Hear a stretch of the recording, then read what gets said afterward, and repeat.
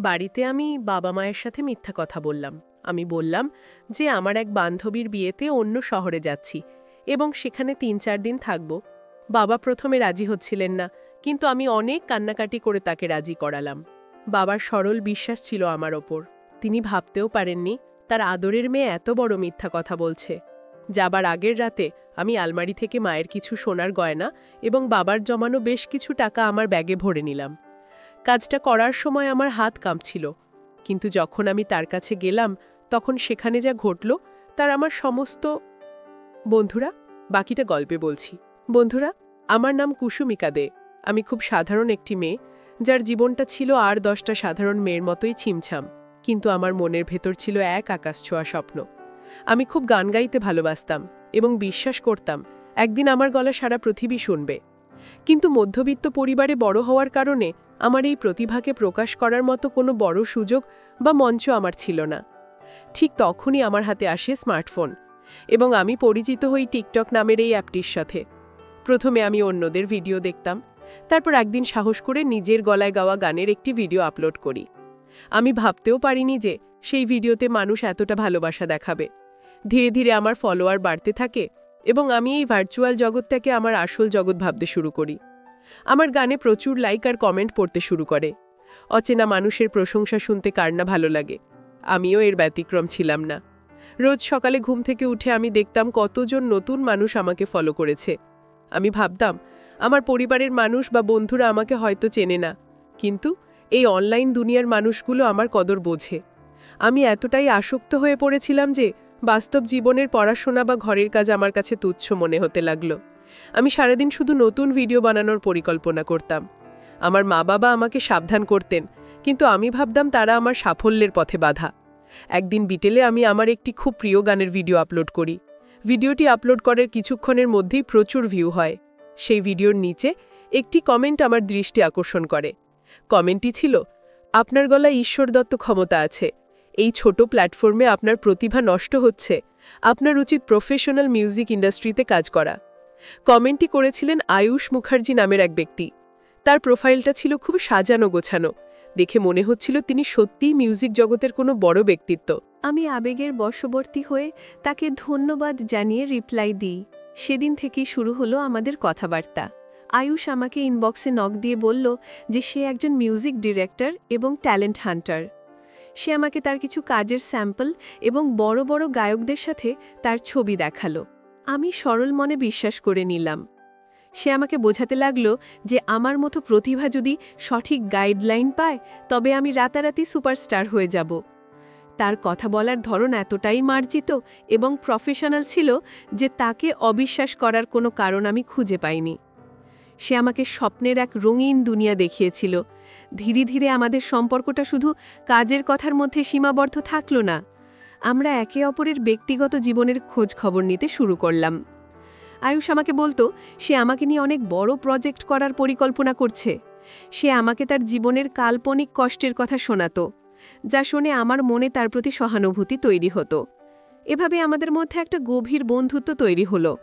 আমি তাকে আমার সবচেয়ে কাছের বন্ধু এবং গাইড হিসেবে মেনে নিলাম।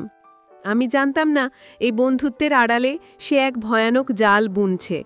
বন্ধুত্ব যখন গাঢ় হলো তখন আয়ুষ আমাকে প্রেমের প্রস্তাব দিল না সরাসরি, কিন্তু সে এমনভাবে কথা বলতো যেন আমি তার জীবনের সব কিছু। সে আমাকে বোঝাতো যে আমাকে প্রতিষ্ঠিত করাটাই তার জীবনের একমাত্র লক্ষ্য। আমি তার প্রতি মানসিকভাবে দুর্বল হয়ে পড়লাম। আমার মনে হলো এই মানুষটাই আমাকে সত্যিকার অর্থে বোঝে। আমি পরিবারের সাথে দূরত্ব বাড়িয়ে আয়ুষের ওপর নির্ভরশীল হয়ে পড়লাম। সে যা বলতো আমি তাই বিশ্বাস করতাম। আমার এই অন্ধ বিশ্বাসই আমার জীবনের সবচেয়ে বড় ভুল ছিল। আয়ুষ একদিন আমাকে ভিডিও কলে বলল যে মুম্বাইয়ের একটি বড় মিউজিক কোম্পানি নতুন গায়িকা খুঁজছে এবং সে আমার নাম প্রস্তাব করেছে, কিন্তু এর জন্য আমাকে একটি ডেমো রেকর্ডিং করতে হবে এবং কিছু অফিসিয়াল প্রসেসিং ফি জমা দিতে হবে। সে আমাকে বলল, কুসুমিকা, এটা তোমার জীবনের টার্নিং পয়েন্ট হতে পারে। আমি আনন্দে আত্মহারা হয়ে গেলাম। আমি ভাবলাম অবশেষে আমার স্বপ্ন পূরণ হতে চলেছে। কিন্তু আমি বুঝতে পারিনি যে এটা কোনো সুযোগ নয়, এটা একটা সুপরিকল্পিত ফাঁদ। আমি যখন তাকে জিজ্ঞেস করলাম যে প্রসেসিং ফি কত লাগবে, সে বলল বেশ মোটা অঙ্কের টাকার প্রয়োজন।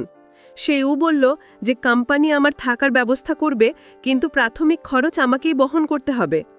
আমি চিন্তায় পড়ে গেলাম। মধ্যবিত্ত পরিবারের মেয়ে আমি, এত টাকা কোথায় পাব? কিন্তু আয়ুষ আমাকে সাহস দিল। সে বলল, রিস্ক না নিলে জীবনে বড় হওয়া যায় না।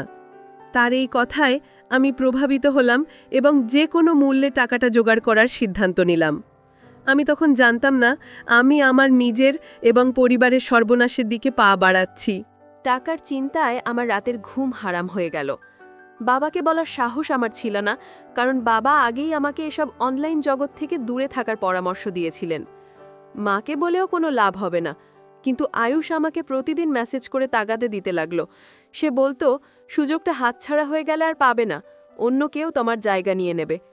এই ভয় আমাকে অস্থির করে তুলল। আমি সিদ্ধান্ত নিলাম, প্রয়োজনে বাড়ি থেকে টাকা চুরি করব, তবু আমার স্বপ্ন পূরণ করব। আয়ুষ আমাকে শিখিয়ে দিল কিভাবে আবেগ নিয়ন্ত্রণ করে কাজটা করতে হবে। আয়ুষ আমাকে আরও বলল যে শুধুমাত্র টাকা পাঠালেই হবে না, আমাকে সশরীরে গিয়ে কন্ট্রাক্ট সাইন করতে হবে। সে আমাকে কলকাতা দেখা করতে বলল। আমি যখন বললাম একা যেতে ভয় লাগছে, তখন সে আমাকে আশ্বস্ত করল যে সে স্টেশনে আমাকে রিসিভ করার জন্য গাড়ি নিয়ে অপেক্ষা করবে। সে আমাকে বলল, তুমি শুধু একবার এসো, বাকি দায়িত্ব আমার। আমরা দুজনে মিলে একটা নতুন জীবন শুরু করব। তার কথায় প্রেমের ইঙ্গিত এবং ক্যারিয়ারের লোভ দুটোই ছিল। আমি তার মায়াজালে পুরোপুরি আটকা পড়ে গেলাম। বাড়িতে আমি মিথ্যে কথা বললাম। আমি বললাম যে আমার এক বান্ধবীর বিয়েতে অন্য শহরে যাচ্ছি এবং সেখানে ৩-৪ দিন থাকব। বাবা প্রথমে রাজি হচ্ছিলেন না, কিন্তু আমি অনেক কান্নাকাটি করে তাকে রাজি করালাম। বাবার সরল বিশ্বাস ছিল আমার ওপর। তিনি ভাবতেও পারেননি তার আদরের মেয়ে এত বড় মিথ্যে কথা বলছে। যাওয়ার আগের রাতে আমি আলমারি থেকে মায়ের কিছু সোনার গয়না এবং বাবার জমানো বেশ কিছু টাকা আমার ব্যাগে ভরে নিলাম। কাজটা করার সময় আমার হাত কাঁপছিল, কিন্তু আয়ুষের কথা মনে করে আমি নিজেকে শক্ত করলাম। বাড়ি থেকে বের হওয়ার সময় মা আমাকে খুব যত্ন করে খাইয়ে দিলেন এবং সাবধানে থাকার পরামর্শ দিলেন। মায়ের সেই স্নেহমাখা মুখটা দেখে আমার বুকের ভেতরটা মোচড় দিয়ে উঠল। কিন্তু আমি তখন স্বপ্নের ঘোরে এতটাই অন্ধ ছিলাম যে সেই মায়া আমাকে আটকাতে পারল না। আমি মনে মনে ভাবলাম, একবার গায়িকা হয়ে গেলে আমি এই সব টাকার গয়না ফেরত দিয়ে দেব। তখন বাবা মা নিশ্চয়ই আমাকে ক্ষমা করে দেবেন এবং আমার সাফল্যে গর্বিত হবেন। ট্রেনে ওঠার পর আমি আয়ুষকে জানালাম যে আমি আসছি। সে খুব খুশি হলো এবং বলল, তুমি সেরা সিদ্ধান্ত নিয়েছ, তোমার সাহস দেখে আমি মুগ্ধ। তার এই প্রশংসা আমাকে আরও উৎসাহিত করল। সারাটা রাস্তা আমি কানে হেডফোন দিয়ে গান শুনলাম আর কল্পনায় নিজেকে বড় স্টেজে পারফর্ম করতে দেখলাম। আমি ভাবলাম আর মাত্র কয়েক ঘন্টা, তারপরেই আমার জীবন বদলে যাবে। আমি তখন বুঝিনি যে জীবন বদলাবে ঠিকই, কিন্তু সেটা ভালো দিকে নয়, ভয়ানক অন্ধকারের দিকে। ট্রেন যখন স্টেশনে পৌঁছালো তখন বিকেল হয়ে গেছে। আমি ট্রেন থেকে নেমে ভিড়ের মধ্যে আয়ুষকে খুঁজতে লাগলাম। স্টেশনের বাইরে এসে দাঁড়ালাম, কিন্তু তাকে দেখতে পেলাম না। আমি তাকে ফোন করলাম। সে ফোন ধরে বলল, আমি একটু ট্রাফিক জ্যামে আটকে গেছি, তুমি একটা ট্যাক্সি নিয়ে সোজা পার্ক স্ট্রিটের এই ক্যাফেতে চলে এসো, আমি ওখানেই আছি। আমি একটু ভয় পেলাম, কিন্তু তার কথা মতো ট্যাক্সি নিয়ে নির্দিষ্ট ক্যাফের উদ্দেশ্যে রওনা হলাম। অচেনা শহর, অচেনা রাস্তা, আমার বুকের ভেতরটা দুরুদুরু করছিল। ক্যাফেতে পৌঁছে আমি আয়ুষকে দেখতে পেলাম। তাকে বাস্তবে দেখে আমার সব ভয় কেটে গেল। সে খুব স্মার্ট এবং ওয়েল ড্রেসড ছিল। সে আমাকে দেখে হাসল এবং বলল, অবশেষে তুমি এসেছো, আমি খুব খুশি। আমরা কফি খেতে খেতে কথা বললাম। সে আমাকে বলল, টাকা আর গয়নাগুলো কি এনেছো? ওগুলো এখন আমাকে দিতে হবে, কারণ অফিস বন্ধ হবার আগেই আমি সব জমা দিয়ে দেব। তুমি এখানে বসো, আমি কাজটা শেষ করে তোমাকে নিতে আসছি। আমি সরল বিশ্বাসে আমার টাকার ব্যাগ এবং গয়নাগুলো তার হাতে তুলে দিলাম। সে বলল, তুমি এখানে কিছু অর্ডার করে খাও, আমি আধ ঘন্টার মধ্যে আসছি। আমি তার কথায় বিশ্বাস করে ক্যাফেতে বসে রইলাম। সে ব্যাগটা নিয়ে হাসি মুখে বেরিয়ে গেল। আমি জানলার কাঁচ দিয়ে তাকে চলে যেতে দেখলাম। আমি তখনও জানতাম না ওটাই ছিল তার সাথে আমার শেষ দেখা। সে শুধু আমার ব্যাগ নিয়ে যায়নি, সে আমার বিশ্বাস এবং ভবিষ্যৎ নিয়ে পালিয়ে গেল। আধ ঘন্টা কেটে গেল, কিন্তু আয়ুষ ফিরে এলো না। আমি ভাবলাম হয়তো রাস্তায় জ্যাম আছে বা অফিসের কাজে একটু দেরি হচ্ছে। আমি আরও কিছুক্ষণ অপেক্ষা করলাম। 1 ঘন্টা পার হবার পর আমি তাকে ফোন করার চেষ্টা করলাম, কিন্তু তার ফোন বন্ধ। আমি ভাবলাম হয়তো চার্জ শেষ হয়ে গেছে, কিন্তু মনের ভেতরে একটা অজানা আশঙ্কার মেঘ জমতে শুরু করল। আমি বারবার ঘড়ি দেখছিলাম আর দরজার দিকে তাকাচ্ছিলাম। ক্যাফের ওয়েটার এসে জিজ্ঞেস করলো আমি আরও কিছু অর্ডার করব কিনা। আমি না সূচক মাথা নাড়লাম। 2 ঘন্টা পার হয়ে গেল, সন্ধ্যা গড়িয়ে রাত হতে শুরু করলো। আমি এবার সত্যিই ভয় পেতে শুরু করলাম। আমি আবার তাকে ফোন করলাম, বারবার ট্রাই করলাম, কিন্তু সেই একই যান্ত্রিক উত্তর, আপনার ডায়াল করা নম্বরটি এই মুহূর্তে বন্ধ আছে। আমি বুঝতে পারছিলাম না কি করব। আমি কি পুলিশের কাছে যাব নাকি এখানেই অপেক্ষা করব? কিন্তু আয়ুষ যদি বিপদে পড়ে থাকে? আমার মন তখনও তাকে অবিশ্বাস করতে চাইছিল না। আমি নিজেকে বোঝাচ্ছিলাম সে নিশ্চয়ই আসবে। রাত যখন 9টা বাজল, ক্যাফের ম্যানেজার এসে আমাকে বিনীতভাবে জানালেন যে তারা ক্যাফে বন্ধ করবেন। আমার পায়ের নিচ থেকে মাটি সরে গেল। আমি কোথায় যাব? আমার কাছে কোনো টাকা নেই, থাকার জায়গা নেই, এমনকি ফিরে যাওয়ার ভাড়াও নেই। আমি ম্যানেজারকে বললাম, আমার বন্ধুটি টাকা নিয়ে গেছে অফিসের কাজে, সে এখনই আসবে। ম্যানেজার আমার দিকে সন্দেহ এবং করুণার দৃষ্টিতে তাকালেন। তিনি হয়তো বুঝতে পেরেছিলেন ঘটনাটা কি। আমি ক্যাফে থেকে বেরিয়ে রাস্তায় এসে দাঁড়ালাম। অচেনা শহর, চারদিকে মানুষজন যে যার গন্তব্যে ছুটছে। আমি একা দাঁড়িয়ে আছি ফুটপাতে। আমার চোখে জল চলে এলো। আমি বুঝতে পারলাম আমি এক ভয়ানক প্রতারণার শিকার হয়েছি।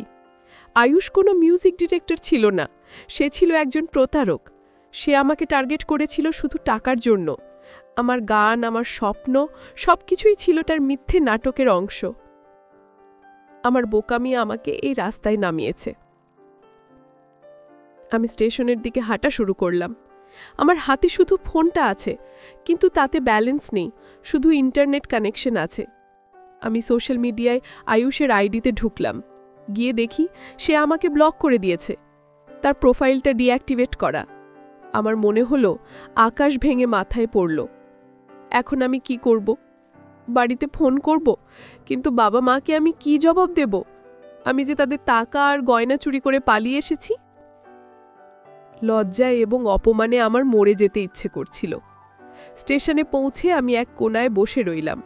সারা রাত আমি ঘুমাতে পারলাম না। আমার চোখের সামনে বারবার বাবা মায়ের মুখ ভেসে উঠছিল। তারা আমাকে কত ভালোবাসেন আর আমি তাদের সাথে কত বড় বিশ্বাসঘাতকতা করেছি। আমি ভাবলাম আমি আর কোনো দিন বাড়ি ফিরব না, আমি নিজের জীবন শেষ করে দেব। কিন্তু পরক্ষণেই মনে হলো আত্মহত্যা করলে তো আমি কাপুরুষ হয়ে যাব, আর ওই প্রতারক আয়ুষ জিতে যাবে। আমাকে বাঁচতে হবে, আমাকে লড়াই করতে হবে। সকাল হলো। স্টেশনের কোলাহলে আমার তন্দ্রা ভাঙল। পেটে প্রচণ্ড ক্ষুধা, কিন্তু পকেটে একটা টাকাও নেই। আমি স্টেশনের ট্যাপ থেকে জল খেয়ে নিলাম। আমার মনে হলো আমি যদি এখন হাল ছেড়ে দিই তবে ওই প্রতারক আরও অনেক মেয়ের জীবন নষ্ট করবে। আমাকে পুলিশকে জানাতে হবে। আমি জানি এতে আমার বদনাম হবে, কিন্তু আমাকে সত্যটা প্রকাশ করতেই হবে। আমি সিদ্ধান্ত নিলাম আমি থানায় যাব। থানায় যাবার পথে আমার পা কাঁপছিল। আমি ভাবছিলাম পুলিশ কি আমার কথা বিশ্বাস করবে নাকি আমাকেই দোষারোপ করবে। কিন্তু আমার আর কোনো উপায় ছিল না। আমি থানায় ঢুকলাম এবং ডিউটি অফিসারকে বললাম যে আমি একটি অভিযোগ করতে চাই। পুলিশ অফিসার আমাকে বসতে দিলেন এবং ঘটনা জানতে চাইলেন। আমি কান্নাজড়িত কণ্ঠে সব খুলে বললাম। আমার কথা শুনে অফিসার গম্ভীর হয়ে গেলেন। পুলিশ অফিসার আমার সব কথা মন দিয়ে শুনলেন। তিনি আমাকে বললেন, মা, তুমি একা নও, প্রতিদিন এমন শত শত অভিযোগ আমাদের কাছে আসে। এটাকে বলা হয় সাইবার রোম্যান্স স্ক্যাম। এরা প্রথমে মেয়েদের সাথে বন্ধুত্ব করে, তারপর স্বপ্নের লোভ দেখিয়ে সর্বস্ব লুট করে নেয়। অফিসারের কথা শুনে আমার নিজেকে খুব বোকা মনে হলো। তিনি আমাকে বললেন, ভয় পেও না, আমরা চেষ্টা করব তাকে ধরার, তবে তোমার পরিবারকে জানানো দরকার। আমি প্রথমে পরিবারকে জানাতে চাইনি, কিন্তু পুলিশ অফিসার বোঝালেন যে এটা ছাড়া উপায় নেই। তিনি আমার বাবার নম্বরে ফোন করলেন। বাবা যখন ফোন ধরলেন এবং পুলিশ পরিচয় পেলেন, আমি বুঝতে পারছিলাম তিনি কতটা ভয় পেয়েছেন। পুলিশ অফিসার বাবাকে সব ঘটনা সংক্ষেপে বললেন এবং আমাকে নিয়ে যেতে বললেন। আমি তখন লজ্জায় মাথা নিচু করে বসেছিলাম। ফোনের ওপাশ থেকে বাবার কান্নাজড়িত কণ্ঠস্বর শুনে আমার কলিজা ছিঁড়ে যাচ্ছিল। বাবা যখন পরদিন সকালে থানায় এসে পৌঁছালেন, আমি ভয়ে তার দিকে তাকাতে পারছিলাম না। আমি ভেবেছিলাম বাবা আমাকে মারবেন বা বকাবকি করবেন, কিন্তু বাবা আমাকে দেখেই দৌড়ে এসে জড়িয়ে ধরলেন। তিনি কিছুই বললেন না, শুধু আমার মাথায় হাত বুলিয়ে দিলেন। বাবার এই ভালোবাসা আমাকে আরও বেশি অপরাধী করে তুলল। আমি বাবার পায়ে ধরে ক্ষমা চাইলাম। বাবা বললেন, তুই বেঁচে আছিস, এটাই আমাদের কাছে অনেক। টাকা গয়না গেছে যাক, ওসব আবার হবে। পুলিশ সাইবার সেলের সাহায্য নিল। আমি আয়ুষের সাথে যত চ্যাট করেছিলাম সব স্ক্রিনশট এবং তার ফোন নম্বর পুলিশকে দিলাম। পুলিশ ট্র্যাকিং শুরু করলো। তারা জানালো আয়ুষ খুব চালাক, সে ভুয়া সিম কার্ড এবং ভিপিএন ব্যবহার করত। তবে পুলিশ আশ্বস্ত করল যে আধুনিক প্রযুক্তির সাহায্যে অপরাধীকে খুঁজে বের করা সম্ভব। আমাদের ধৈর্য ধরতে হবে। বাবা আমাকে নিয়ে বাড়ি ফিরে এলেন। বাড়ি ফেরার পর শুরু হলো আরেক যুদ্ধ। প্রতিবেশী এবং আত্মীয়রা নানা কথা বলতে শুরু করল। মেয়ে কার সাথে পালিয়েছিল, বিয়ে করে ফিরেছে কিনা, এমন হাজারো কুৎসিত কথা। আমি ঘর থেকে বের হওয়া বন্ধ করে দিলাম। ডিপ্রেশন আমাকে গ্রাস করতে শুরু করল। কিন্তু বাবা মা আমার পাশে ঢাল হয়ে দাঁড়ালেন। মা আমাকে বললেন, লোকের কথায় কান দিস না, তুই ভুল করেছিস, কিন্তু তুই তো আর পাপ করিসনি, তোকে আবার ঘুরে দাঁড়াতে হবে। আমি ধীরে ধীরে নিজেকে সামলে নিলাম। আমি প্রতিজ্ঞা করলাম আমি ভেঙে পড়ব না। যেভাবেই হোক ওই প্রতারকের শাস্তি আমাকে দিতেই হবে। আমি পুলিশের সাথে নিয়মিত যোগাযোগ রাখতে শুরু করলাম। প্রায় 1 মাস পর পুলিশ আমাকে জানালো যে তারা একটি সূত্র পেয়েছে। আয়ুষের ফোন নম্বরটি ট্র্যাক করে তারা তার লোকেশন শনাক্ত করতে পেরেছে। সে এখন অন্য একটি শহরে অবস্থান করছে এবং সম্ভবত নতুন কোনো শিকার খুঁজছে। পুলিশ আমাকে জানালো তাকে হাতে নাতে ধরার জন্য আমার সাহায্য প্রয়োজন। তারা একটি পরিকল্পনা করেছে। আমাকে একটি ফেক আইডি খুলে আবার তার সাথে যোগাযোগ করার চেষ্টা করতে হবে, অথবা অন্য কোনো মেয়ের ছদ্মবেশে তাকে টোপ দিতে হবে। আমি প্রথমে ভয় পাচ্ছিলাম, কিন্তু করে রাজি হলাম, কারণ আমি চাইছিলাম না আমার মতো আর কোনো মেয়ের জীবন নষ্ট হোক। আমি পুলিশের গাইডলাইন মেনে কাজ শুরু করলাম। পুলিশের নির্দেশে আমি একটি নতুন প্রোফাইল তৈরি করলাম। সেখানে নিজেকে একজন ধনী বাবার বখে যাওয়া মেয়ে হিসেবে উপস্থাপন করলাম, যে মডেল হতে চায়। আমি জানতাম আয়ুষের দুর্বলতা হলো টাকা এবং উচ্চাকাঙ্ক্ষী মেয়ে। আমি খুব সতর্কভাবে সেই প্রোফাইল থেকে বিভিন্ন গ্রুপে পোস্ট করতে শুরু করলাম, যেখানে আয়ুষ অ্যাক্টিভ থাকতে পারে। আমার লক্ষ্য ছিল তাকে আমার ফাঁদে ফেলা, ঠিক যেভাবে সে আমাকে ফেলেছিল। আমার পরিকল্পনা কাজে দিল। কয়েকদিনের মধ্যেই ওই ফেক আইডিতে অ্যাক্টিভ মেসেজ এলো। নাম ভিন্ন, কিন্তু কথা বলার ধরন একদম আয়ুষের মতো। সে নিজেকে একজন মডেলিং এজেন্সির মালিক হিসেবে পরিচয় দিল। আমি বুঝতে পারলাম এটাই সেই প্রতারক। আমি খুব সাবধানে তার সাথে চ্যাট করতে শুরু করলাম। আমি তাকে বোঝালাম যে আমার কাছে প্রচুর টাকা আছে এবং আমি মডেল হওয়ার জন্য যে কোনো কিছু করতে রাজি। টাকার গন্ধ পেয়ে সে খুব দ্রুত আমার সাথে ঘনিষ্ঠ হওয়ার চেষ্টা করল। আমি পুলিশকে প্রতিটি আপডেট জানালাম। পুলিশ আমাকে বলল তাকে দেখা করার জন্য ডাকতে। আমি তাকে বললাম যে আমি তার শহরে এসে দেখা করতে চাই এবং এগ্রিমেন্ট সাইন করতে চাই। সে প্রথমে অনলাইনে টাকা চাইল, কিন্তু আমি বললাম আমি ক্যাশ টাকা নিয়ে আসব এবং সরাসরি দেখা করে দেব। টাকার লোভে সে রাজি হলো। সে আমাকে একটি নির্দিষ্ট হোটেলের লবিতে দেখা করতে বলল। পুলিশ সেই অনুযায়ী তাদের দল প্রস্তুত করল। নির্দিষ্ট দিনে আমি পুলিশের একটি বিশেষ দলের সাথে সেই শহরে গেলাম। আমি বোরখা পরে ছদ্মবেশ নিলাম, যাতে সে আমাকে চিনতে না পারে। পুলিশ সাদা পোশাকে হোটেলের চারপাশে অবস্থান নিল। আমার বুকের ভেতরটা ধকধক করছিল। আমি ভাবছিলাম যদি সে আমাকে চিনে ফেলে, যদি সে পালিয়ে যায়। কিন্তু পুলিশ অফিসার আমাকে সাহস দিলেন। তিনি বললেন, আমরা আছি, তুমি শুধু স্বাভাবিক আচরণ করবে। আমি হোটেল লবিতে গিয়ে বসলাম। কিছুক্ষণ পর একটি ছেলে এলো। হ্যাঁ, এই সেই আয়ুষ। যদিও সে তার চুলের স্টাইল বদলেছে এবং চোখে চশমা পরেছে, কিন্তু আমি তাকে ঠিকই চিনতে পারলাম। সে আমার দিকে এগিয়ে এলো। আমি মাথা নিচু করে বসে রইলাম। সে এসে আমাকে জিজ্ঞেস করল, আপনি কি রিয়া? আমার ছদ্মনাম। আমি মাথা নাড়লাম। সে বলল, টাকাটা কি এনেছেন? আমি আমার ব্যাগ থেকে টাকার বান্ডেল, যেগুলো আসলে কাগজের টুকরো ছিল, ওপরে শুধু আসল নট, বের করে দেখালাম। তার চোখ চকচক করে উঠল। সে হাত বাড়িয়ে ব্যাগটা নিতে চাইল। ঠিক সেই মুহূর্তে আমি আমার মুখের বোরখা সরালাম এবং বললাম, আয়ুষ, আমাকে চিনতে পারছো? সে আমার মুখ দেখে ভূত দেখার মতো চমকে উঠল। সে কিছু বুঝে ওঠার আগেই দৌড় দেওয়ার চেষ্টা করল, কিন্তু তার পালানোর কোনো পথ ছিল না। চারপাশ থেকে পুলিশ তাকে ঘিরে ফেলল। সে ধস্তাধস্তি করার চেষ্টা করল, কিন্তু পুলিশের কাছে সে ছিল অসহায়। পুলিশ তাকে হাতকড়া পরিয়ে দিল। হোটেলের লবিতে উপস্থিত সবাই অবাক হয়ে তাকিয়ে রইল। আমি তার সামনে গিয়ে দাঁড়ালাম। তার চোখে তখন ভয় আর বিস্ময়। আমি বললাম, ভেবেছিলে সারা জীবন মানুষকে ঠকিয়ে যাবে, আজ তোমার খেলা শেষ। পুলিশ তাকে থানায় নিয়ে গেল। জেরের মুখে সে স্বীকার করল যে সে আসলে একজন পেশাদার প্রতারক। তার আসল নাম সমীর। সে টিকটক এবং ফেসবুকে ভুয়া আইডি খুলে মেয়েদের প্রেমের ফাঁদে ফেলে এবং টাকা পয়সা হাতিয়ে নেয়। তার ল্যাপটপ থেকে পুলিশ আরও অনেক মেয়ের ছবি এবং চ্যাট হিস্ট্রি উদ্ধার করল। পুলিশ জানালো তার বিরুদ্ধে আরও অনেক থানায় মামলা আছে, কিন্তু সে নাম পরিবর্তন করে পালিয়ে বেড়াতো। পুলিশ আমার কাছ থেকে নেওয়া গয়নাগুলোর খোঁজ চাইল। সে জানালো গয়নাগুলো সে বিক্রি করে দিয়েছে এবং টাকাগুলো উড়িয়েছে। শুনে আমার খুব খারাপ লাগলো, কারণ ওগুলো ছিল মায়ের শেষ সম্বল। কিন্তু পুলিশ অফিসার বললেন, চিন্তা করো না, আমরা ওর ব্যাংক অ্যাকাউন্ট সিজ করেছি এবং ওর সম্পত্তি বাজেয়াপ্ত করে তোমাদের ক্ষতিপূরণের ব্যবস্থা করব। গয়না হয়তো হুবহু ফেরত পাবো না, কিন্তু এই প্রতারক যে ধরা পড়েছে, এটাই আমার সবচেয়ে বড় শান্তি। আয়ুষের গ্রেপ্তারের খবর স্থানীয় সংবাদ মাধ্যমে প্রকাশিত হলো। পুলিশ আমাকে ধন্যবাদ জানালো আমার সাহসিকতার জন্য। তারা বলল, আমার জন্যই আজ একটি বড় প্রতারক চক্র ধরা পড়ল। আমি বাড়ি ফিরে এলাম, এবার আর লজ্জায় মাথা নিচু করে নয়, বরং মাথা উঁচু করে। পাড়ার যারা আমাকে নিয়ে নিন্দা করত, তারাই এখন আমার সাহসের প্রশংসা করতে লাগলো। বাবা আমাকে নিয়ে গর্ব করলেন। তিনি বললেন, তুই ভুল করেছিস, কিন্তু সেটা শুধরে নিয়েছিস, এটাই আসল শিক্ষা। তবে আইনি প্রক্রিয়া ছিল দীর্ঘ। আমাকে বেশ কয়েকবার আদালতে সাক্ষ্য দিতে যেতে হয়েছিল। আয়ুষের উকিল আমাকে নানাভাবে বিভ্রান্ত করার চেষ্টা করেছিল।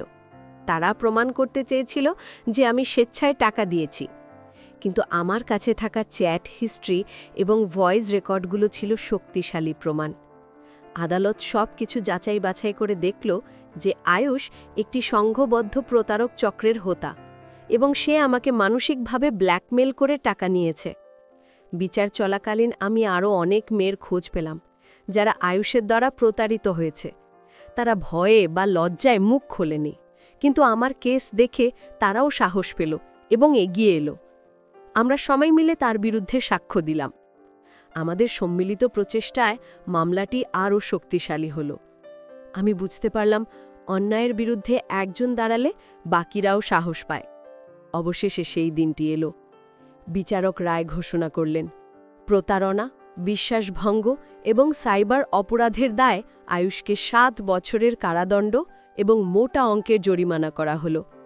বিচারক তার রায়ে উল্লেখ করলেন যে সোশ্যাল মিডিয়া ব্যবহার করে এমন অপরাধ সমাজকে কলুষিত করছে এবং এর দৃষ্টান্তমূলক শাস্তি হওয়া প্রয়োজন। রায়ের সময় আয়ুষের সেই দম্ভ আর ছিল না। সে কাঠকড়ায় মাথা নিচু করে দাঁড়িয়েছিল। রায় শুনে আমি স্বস্তির নিঃশ্বাস ফেললাম। আমার মনে হলো আমার কাঁধ থেকে এক বিশাল বোঝা নেমে গেছে। আমি আদালত থেকে বেরিয়ে আকাশের দিকে তাকালাম। মনে হলো আকাশটা আজ অনেক বেশি পরিষ্কার। আমি আমার ভুল থেকে শিক্ষা পেয়েছি, কিন্তু সেই ভুলের মাসুল দিয়ে আমি সমাজকে একটা আবর্জনা থেকে মুক্ত করতে পেরেছি। এটাই আমার সান্ত্বনা। আমি আবার পড়াশোনায় মন দিলাম। গান গাওয়া আমি ছাড়িনি, তবে এখন আর ভার্চুয়াল দুনিয়ার লাইক কমেন্টের জন্য গাই না। আমি এখন স্থানীয় মিউজিক স্কুলে ভর্তি হয়েছি এবং শাস্ত্রীয় সঙ্গীত শিখছি। আমি বুঝতে পেরেছি শর্টকাট পথে কোনো দিন আসল সাফল্য আসে না। সাফল্য অর্জন করতে হলে ধৈর্য এবং পরিশ্রমের প্রয়োজন। আর সবচেয়ে বড় কথা, পরিবারের সমর্থন ছাড়া কোনো স্বপ্নই পূর্ণতা পায় না। আমি এখন মাঝে মাঝে বিভিন্ন স্কুল এবং কলেজে সেমিনারে যাই। সেখানে আমি আমার জীবনের গল্পটা তুলে ধরি। আমি ছাত্রছাত্রীদের বোঝাই যে সোশ্যাল মিডিয়া একটা টুল মাত্র, এটাকে জীবন ভাবা ভুল। অচেনা মানুষের সাথে বন্ধুত্ব করার আগে 10 বার ভাবা উচিত। আমার এই সচেতনতামূলক কাজ আমাকে নতুন করে বাঁচার প্রেরণা জুগিয়েছে। আমি এখন আর সেই বোকা কুসুমিকা নই, আমি এখন এক সচেতন নাগরিক। আমার বাবা মা এখন আমাকে নিয়ে খুব খুশি। হারিয়ে যাওয়া গয়নাগুলোর সমমূল্য টাকা আদালত থেকে ক্ষতিপূরণ হিসেবে আমরা পেয়েছি। বাবা সেই টাকা দিয়ে আমার নামে একটি ফিক্সড ডিপোজিট করে দিয়েছেন। মা বলেন, টাকাটা বড় কথা নয়, আমার মেয়ে যে অক্ষত অবস্থায় ফিরে এসেছে এবং নিজেকে নতুন করে গড়েছে, এটাই আমার কাছে কোটি টাকার সমান। বন্ধুরা, আমার গল্প প্রায় শেষ, কিন্তু এই গল্পের রেশ হয়তো অনেকের জীবনে থেকে যাবে। আমি দেখেছি আমার মতো অনেক কিশোর কিশোরী এখনও টিকটক বা ইনস্টাগ্রামে বিখ্যাত হওয়ার জন্য পাগল। তারা ভাবে ভাইরাল হওয়াই জীবনের সার্থকতা। কিন্তু এই ভাইরাল হওয়ার নেশায় তারা কখন যে নিজেদের ব্যক্তিগত তথ্য পাচার করে দেয় তা তারা বুঝতেই পারে না। আয়ুষের মতো হাজারো শিকারী ওত পেতে আছে এই ভার্চুয়াল জঙ্গলে। আমি তোমাদের বলতে চাই, প্রতিভা থাকলে তা একদিন না একদিন প্রকাশ পাবেই। তার জন্য কোনো শর্টকাট পথের প্রয়োজন নেই। কেউ যদি তোমাকে আকাশকুসুম স্বপ্ন দেখায়, তবে বুঝবে তার মধ্যে কোনো কিন্তু আছে। বিশেষ করে টাকা চাওয়ার বিষয়টি মনে রাখবে, কোনো প্রফেশনাল কোম্পানি কখনো কাজ দেওয়ার বিনিময়ে আগে টাকা চায় না। এটা প্রতারণার সবচেয়ে বড় লক্ষণ। আমার জীবনের এই অধ্যায়টি আমাকে শিখিয়েছে যে আমাদের সবচেয়ে বড় বন্ধু আমাদের পরিবার। আমি যখন বিপদে পড়েছিলাম তখন ওই হাজার হাজার ফলোয়ার কেউ আমাকে বাঁচাতে আসেনি। আমাকে বাঁচিয়েছেন আমার বাবা মা এবং পুলিশ। তাই পরিবারের সাথে কখনো দূরত্ব তৈরি করো না, তাদের সাথে সবকিছু শেয়ার করো। তারা হয়তো সেকেলে হতে পারেন, কিন্তু তাদের অভিজ্ঞতা আমাদের চেয়ে অনেক বেশি। আজ আমি যখন আয়নায় নিজেকে দেখি, তখন আমি এক পরিণত মানুষকে দেখতে পাই। আমার চোখে এখন আর সেই অবাস্তব স্বপ্নের ঘোর নেই, আছে বাস্তবতাকে মোকাবেলা করার সাহস। আমি জানি জীবনটা সিনেমার মতো নয়, এখানে রিটেক নেওয়ার সুযোগ নেই। তাই প্রতিটি পদক্ষেপ খুব ভেবে চিন্তে নিতে হয়। আমি আমার অতীত নিয়ে লজ্জিত নয়, কারণ আমার অতীত আমাকে বর্তমানের এই শক্তিশালী মানুষে পরিণত করেছে। আমি এখন একটি ছোট ইউটিউব চ্যানেল চালাই, যেখানে আমি গান গাওয়ার পাশাপাশি সাইবার সেফটি নিয়ে কথা বলি। আমার সাবস্ক্রাইবার হয়তো খুব বেশি নয়, কিন্তু যারা আছে তারা আমাকে ভালোবাসে। আমি তাদের কমেন্ট পড়ি, কিন্তু এখন আর অন্ধের মতো বিশ্বাস করি না। আমি জানি স্ক্রিনের ওপারে থাকা মানুষটি ভালোও হতে পারে, আবার মন্দও হতে পারে। এই বিচার বুদ্ধিটুকু আমার তৈরি হয়েছে। আমার গল্পটি যদি একজন মানুষেরও চোখ খুলে দেয়, তবেই আমি সার্থক। আমি চাই না আর কোনো কুসুমিকা ঘর থেকে পালিয়ে যাক। আমি চাই না আর কোনো বাবার জমানো টাকা প্রতারকের হাতে যাক। আমি চাই না আর কোনো মায়ের চোখের জল পড়ুক। তোমরা যারা আমার গল্পটা শুনছো বা পড়ছো, তারা দয়া করে সতর্ক হও। নিজের এবং নিজের পরিবারের সম্মান রক্ষা করার দায়িত্ব তোমাদেরই। জীবন অনেক সুন্দর, যদি সেটাকে সঠিক পথে চালানো যায়। মিথ্যে প্রলোভনে পা দিয়ে জীবনটাকে নষ্ট করো না। স্বপ্ন দেখো, কিন্তু সেই স্বপ্ন পূরণের জন্য ভুল পথ বেছে নিও না। মনে রেখো, রাতারাতি পাওয়া সাফল্য যেমন দ্রুত আসে, তেমনি দ্রুত চলেও যায়, কিন্তু পরিশ্রমের সাফল্য সারা জীবন থেকে যায়। গল্পের শেষে আমি তোমাদের কিছু গুরুত্বপূর্ণ পরামর্শ দিতে চাই। এগুলো শুধু পরামর্শ নয়, এগুলো আমার জীবনের শিক্ষা। যখনই অনলাইনে কারো সাথে কথা বলবে, তার প্রোফাইল ভালো করে যাচাই করবে। ভিডিও কল বা ভয়েস কল করলেই বিশ্বাস করা যাবে না, কারণ এখন প্রযুক্তির মাধ্যমে এগুলোও নকল করা যায়। কখনো নিজের ঠিকানা, ব্যাংকের তথ্য বা ব্যক্তিগত ছবি শেয়ার করবে না। যদি কেউ তোমাকে দেখা করার জন্য ডাকে, তবে কখনো একা যাবে না। সাথে পরিবারের কাউকে বা বিশ্বস্ত বন্ধুকে নিয়ে যাবে, এবং দেখা করার স্থানটি যেন অবশ্যই জনাকীর্ণ কোনো জায়গা হয়। কখনো নির্জন বা অপরিচিত জায়গায় যাবে না। আর সবচেয়ে গুরুত্বপূর্ণ হলো, যদি কেউ তোমার কাছে টাকা চায়, তবে সাথে সাথে যোগাযোগ বন্ধ করে দেবে এবং প্রয়োজনে সাইবার ক্রাইম ডিপার্টমেন্টে অভিযোগ করবে। আমাদের দেশে এখন সাইবার আইন অনেক শক্তিশালী। ভয় না পেয়ে অন্যায়ের প্রতিবাদ করতে শিখবে। মনে রেখো, ভয় পেলেই অপরাধীরা প্রশ্রয় পায়। তুমি যদি চুপ করে থাকো, তবে তারা আরেকজনকে ঠকাবে। তাই সাহসের সাথে পরিস্থিতির মোকাবিলা করবে। আর হ্যাঁ, বাবা মায়ের সাথে বন্ধুত্বপূর্ণ সম্পর্ক গড়ে তুলবে, যাতে কোনো ভুল করে ফেললে তাদের কাছে নির্ভয়ে বলতে পারো। আজ আমার গান গাওয়ার স্বপ্ন পূরণ হয়েছে, কিন্তু একটু অন্যভাবে। আমি এখন মঞ্চে গান গাই, মানুষ আমাকে চেনে। কিন্তু এই পরিচিতি আমি আমার নিজের যোগ্যতায় অর্জন করেছি, কারো দয়ায় বা মিথ্যে আশ্বাসে নয়। আমার এই যাত্রা হয়তো কঠিন ছিল, কিন্তু গন্তব্যটা এখন অনেক সুন্দর। আমি এখন সুখী, কারণ আমি মুক্ত। মিথ্যে স্বপ্নের খাঁচা থেকে আমি বেরিয়ে এসেছি। তো বন্ধুরা, সোশ্যাল মিডিয়ার রঙিন দুনিয়ায় সবাই বন্ধু হয় না। অপরিচিতের দেওয়া লোভনীয় প্রস্তাবে সাড়া দিয়ে নিজের এবং পরিবারের সর্বনাশ ডেকে এনো না। শর্টকাট পথে সাফল্য খোঁজার চেয়ে পরিশ্রমের পথ বেছে নেওয়াই বুদ্ধিমানের কাজ। মনে রেখো, তোমার নিরাপত্তাই তোমার পরিবারের সুখ। বন্ধুরা, আমার এই গল্পটি শোনার জন্য তোমাদের অসংখ্য ধন্যবাদ। আশা করি তোমরা আমার ভুল থেকে শিক্ষা নেবে। তোমরা সবাই ভালো থেকো, সুস্থ থেকো এবং অবশ্যই নিরাপদে থেকো। সোশ্যাল মিডিয়া ব্যবহার করো, কিন্তু সেটাকে নিজের প্রভু হতে দিও না। তুমিই যেন প্রযুক্তির নিয়ন্ত্রক হও, প্রযুক্তি যেন তোমাকে নিয়ন্ত্রণ না করে। আজকের মতো বিদায় নিচ্ছি, দেখা হবে পরবর্তী কোনো গল্পে। ততক্ষণ পর্যন্ত নিজের খেয়াল রেখো এবং পরিবারের খেয়াল রেখো। সবাইকে ধন্যবাদ।